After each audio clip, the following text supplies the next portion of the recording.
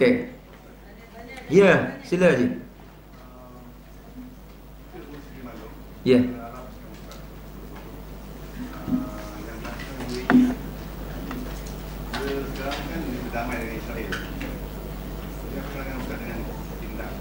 Baik. Baik, soalan tentang orang Arab. Sekarang kita bincang UAE kan. Buat perjanjian, buat hubungan baik dengan Israel, sehingga kapal terbang Israel boleh mendarat di lapangan terbang mereka. Tetapi dulu berlaku persengketaan antara UAE dengan Qatar. Ingat dulu, dibuang Qatar daripada UAE, kapal terbang Qatar tak boleh landing pun dekat UAE, dekat Dubai dan sebagainya. Berlaku. Tapi sekarang Israel dibenarkan kapal terbang dia masuk, dan ada pula kedutaan, disambut pula kedatangan dia di UAE dan sebagainya. Apakah keadaan ini sebenarnya? Ini yang disebutkan tadi, keadaan kelemahan umat Islam. Dan di sini kita dapat tengok orang Arab yang kuat, yang kaya, yang berkuasa dalam dunia sebenarnya lemah. Kerana kekuatan yang hakikiyah bukan terletak pada minyak yang mereka ada. Kekuatan bangsa Arab adalah terletak kepada Islamnya. Tetapi bila mereka tidak menyanjung dan memegang Islam, maka mereka menjadi umat Islam yang lemah. Maka inilah nampak dah yang Allah dan Rasul melarang kita berjanji setia dengan orang kafir. Tiba-tiba orang Islam buat, maka lihat dunia memandang. Maka akhirnya dia iktiraf Yahudi itu ataupun Israel itu betul lah. Kenapa orang Islam lain nak perang dengan dia orang? Tengok UAE, Dubai yang ada raja dan sebagainya pun boleh baik dengan Israel. Kenapa tidak orang-orang Palestin? Kenapa tak ikut jejak langkah begitu? Menjadi fitnah. Inilah namanya fitnah yang besar yang Nabi SAW sebut. Islam takkan jatuh melainkan dengan tangan-tangan orang Islam sendiri. Ini yang jadi. Jadi inilah tanda akhir zaman yang lebih dahsyat, bila berlakunya perjanjian, sedangkan perkara tersebut adalah dilarang. Tak boleh janji apa-apa dengan orang, sebab diorang dengan Nabi pun dia tak ada janji. Dengan Nabi pun diorang boleh bunuh Nabi. Takkan dengan kita pula dia nak berdamai. Siaplah esok dengan UAE dia esok, dia dah baik-baik dia letak orang di dalam tu, lama-lama jadi kerakyatan sana. Bagi kerakyatan sana dia mengaku pula tanah Dubai tu bila esok jadi apa yang diamanahkan Tuhan ke atas mereka. Jadi berlaku semua ni. Jadi bila Dubai buat perangai macam tu, tuan-tuan dan puan-puan yang dirahmati Allah, maka bermulalah malunya kita umat Islam dengan negara-negara bukan Islam, island dan sebagainya. Tengok island macam mana, boleh sampai tahap buat untuk Palestin segala macam benda. Halau duta Israel ke tempat mereka, kosongkan bangunan kedutaan dan jadikan muzium Palestin hari ini. Bendera Palestin berdiri tegak sama-sama seiringan dengan bendera negara mereka. Padahal mereka negara kafir, tapi menghormati Islam dan memahami akan keadaan Palestin. Ini yang katanya fitnah akhir zaman. Jadi orang Arab ni perangai dia gitu. Tak heran pun bukan kata dia berdamai dengan orang Israel, dia izinkan buat kuil yang terbesar di tanah Arab di sana. Kuil Hindu. Dijemputnya pula Tok Sami Hindu besar di India pula. Orang kanan raja pula, sampai-sampai Tok Sami cium tangan pula.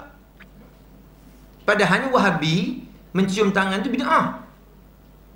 Kita cium tangan Habib-Habib tu, diorang kata bid'ah. Tak boleh cium-cium tangan macam tu, memulia-muliakan. Nabi tak buat, dia kata. Tapi mereka boleh mencium tangan Pop, boleh mencium tangan Tok Sami. Cerita apa ni? Faham tak ni? Geram lah ni. Geram sangat. Tapi Arab perangai ni macam tu lah, nak tegur dia orang. Tegur Arab tengok. Malaysia tiba-tiba kita tegur Arab. Saudi kena tegur. Dia tutupnya visa kita, tak bagi masuk. Tu perangai Arab tu bagian asyad. Bersangatan perangai dia ekstrim. Tegur sikit. Tengok kita kalau buat kat Mekah apa-apa. Saya selalu kena gitu lah. Subuh, kan subuh imam tak ada kunut. Kita kunut. Saya kunut. Sebab dalam kunut kita boleh bertelingkah. Imam buat kita boleh tinggal, imam tinggal kita boleh buat. Itu dalam hukum fiqh kita buat. Jadi buat, lepas-lepas buat, dia tak sabar-sabar tunggu kita bagi salam tu. Dia pandang muka kita, dia cakap lah. Dia pun bagi salam, dia pun dia kata apa? Bid'ah. Kau buat tadi bid'ah. Saya kata, masa bid'ah? Apa benda yang bid'ah? Kau cakap aku bid'ah apa dia ni? Bila nak terangkan, bila sebut je Imam Syafi'i rahimahullah ta'ala, tak habis sebut lagi. Tak kata Imam Syafi'i cakap. Imam Syafi'i ambil riwayat daripada siapa? La, Syafi'i la, ma fi Syafi'i. Tak ada Syafi'i dia kata. Rasulullah. Kita pun lawan balik kat dia, dia tak boleh terima. Dia kata, Assalamualaikum. Dia tinggal gitu ya. Kerana Arab dia nak apa? Bila dia tegur, syukran. Dia nak macam tu. Kita lawan dia balik, habis. Dia tak nak nampak diri dia bodoh. Ni Arab. Jadi kita ada hujah lawan dia, habis. Dia tak terima. Ni Arab ni perangai. Jadi UAE, seluruh dunia Islam tegur. Kenapa buat macam tu? Buat. Dia tak peduli kerana bagi mereka kami kaya. Kami negara Islam yang kaya, yang kuat, yang tak perlu bergantungan kepada negara lain. Dia tak tahu minyak tu siapa punya. Allah Ta'ala nak keringkan sedikit mata je. Dan inilah namanya fitnah akhir zaman. Jadi Israel besar kepala. Besar kepala. Betul. Lagi diserangnya orang Palestin sehabis-habisan. Lagi pula dengan si Donald Trump Dajjal la'natullah alaih tu. Ada kan? Memberi keizinan dengan Donald Trump tu lebih kurang tu juga. Sebab dalam riwayat Athar, Dajjal ni ada dua wajah dia yang kita boleh kenal. Satu, rambut dia kusut masai. Ya, kusut masai rambut dia. Dalam bahasa lain, ala-ala Donald Trump. Ala-ala. Yang kedua, tajam mata dia. Bukan tajam pandangan. Biji mata bulat dia tu tajam. Tengok dari tepi nampak bentuk macam anggur. Rasulullah sebut tu macam biji anggur, macam buah anggur yang terkeluar. Mata dia tajam. Jadi dah lah tu 2 kali pula tu jadi presiden lah. Dajjal sungguh, memang Dajjal ni Dajjal tu. Jadi dia buat kerja, nampak dia kata apa dia. Masa kempen dia kata apa? Aku akan pastikan akan tamatnya peperangan di Timur Tengah. Orang pun pakat terima tu yang sokong dia. Ingat nak bertamatkan peperangan di Gaza. Rupanya ayat dia lain. Aku akan tamatkan peperangan bukan maksudnya tamat nak selamatkan Palestin. Tak, nak serah Palestin tu kepada Israel. Tamatlah peperangan. Tu cerita dia. Kita orang Islam kena kencing belaka-belaka, hancing belaka. Kering kita ni kena belaka-belaka. Ada. Jadi sebab tu jangan jadi orang Islam yang tak cerdik.